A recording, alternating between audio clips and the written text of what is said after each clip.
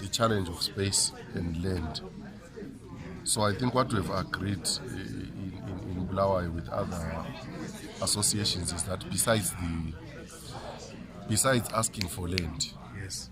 we need to first do our inventory on the industrial spaces that are left vacant, that have been left vacant due to other economic challenges. Okay. And then once we do that, can we not then occupy these, or can we not, occupy these by engaging the private players? Like I was giving an example of OKMAT, where we have engaged a private player and engaged a non-governmental organizations to work on that space in the industrial areas.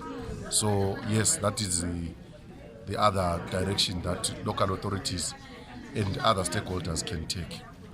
What about the participation of the stakeholders in local authority meetings, parliament gatherings, and hearings? So participation is very key, because I think what today's workshop was agreeing that there is a gap somewhere where there is no platform that gives all these stakeholders a forum or one forum where they gather. So participation, then that's why I think we gave an example of now where we said stakeholders meet on a monthly basis. It is the Ministry of SMEs, that is Women Affairs, it is the ZRP License and Inspectorate, it is the non-governmental organizations, it is also the associations and Bulawayo City Council and any other interested stakeholder. So we have seen that it is working for us as a local authority. So this is one thing that we're sharing here to say it might work for all the local authorities. Thank you very much, Mr. Sterling. Thank you. Us as a nation, ensuring that we work together harmoniously. And what I find is that a lot of the agencies and even our different ministries, they are not working together. You have each ministry driving its own course, and as a result, we never get to where we would like to get, and reach our objectives. Particularly when we look at the SME sector now. Before we used to say it's the engine of growth, but now the SME sector is our private sector.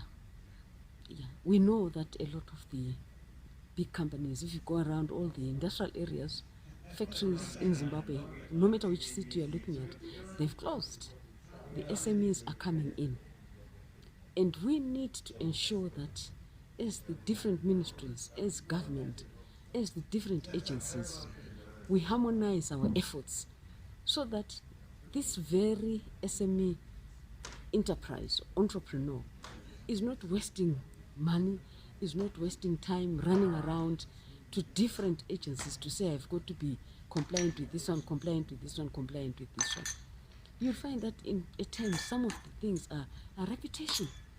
So how can we make sure that our local authorities, our tax authorities, our NASA authorities, and all the others harmonize? And I'm proposing that can we have a unique identifying number, just like a national registration number? For example, if I go anywhere now, I have that ID, national ID. It's known that this is Sibusisiwe Precious Bang by that ID. Okay, why don't we have the same? So that an SME can be identified. Okay, I'm not really talking so much on the micro, informal, but I'm looking at those that have a desire to formalize, that know that there are benefits to formalization, and there are benefits. But at the same time, let's make sure that we don't put too many controls, too many requirements that actually end up demotivating an entrepreneur who wants to formalize their business and operate within the law. I believe that some of our requirements, particularly by our government ministries, particularly by our different agencies, are actually driving away the enterprises, the SME sector. They are actually not promoting the SME sector. Instead of bringing that SME sector, nurturing it, supporting it, and making sure that we grow it, The requirements are onerous. They are too much. There's a lot of bureaucracy, and at times the attitudes of the officers there are not the best of attitudes. And my submission would be, can we ensure that our ministry relevant for this sector is able to dialogue with his colleagues in the ministries? And we can copy what happens in other countries. I believe there are some countries that have managed to get around this, realizing that their SME sectors are the sectors that will make their economies grow. We are losing a lot. Our economy is not growing because we are not nurturing what could be. What can you say in terms of benchmarking when government or institutions or parastatals look for benchmarking places, countries outside the country where those MSMEs can go, people with disabilities can go and see how others are doing. But in most cases, we have seen that government officials are the ones that will be main on the delegation instead of those who participate in it. You know, funny enough, you're saying this. I was talking about this very point yesterday with the colleagues from UNDESA who are here with this project, that ensure that whatever delegation you are supporting, you bring in some relevant stakeholders in there, not just the government ministers, because to really grow the SME sector is not just for government, it's a responsibility for all of us, be it member organizations. Having the delegation, some member organizations that really are representative of the sector, having the delegation, other stakeholders that work with the SME sector, having the delegation, your different agencies that are responsible, and obviously the ministries that are also responsible. So make it a delegation that is made up, and even some SMEs themselves, the business people in there, have them go in that delegation so that they can come and share, and they can come and start working together. I proposed just now in this meeting that... What of the media, with the purpose of Of course, media, I mean, the media always has to be there, because you will come back and report that. I'm not part of the media. I will not be able to stand. I don't have even the platform to be able to disseminate the information.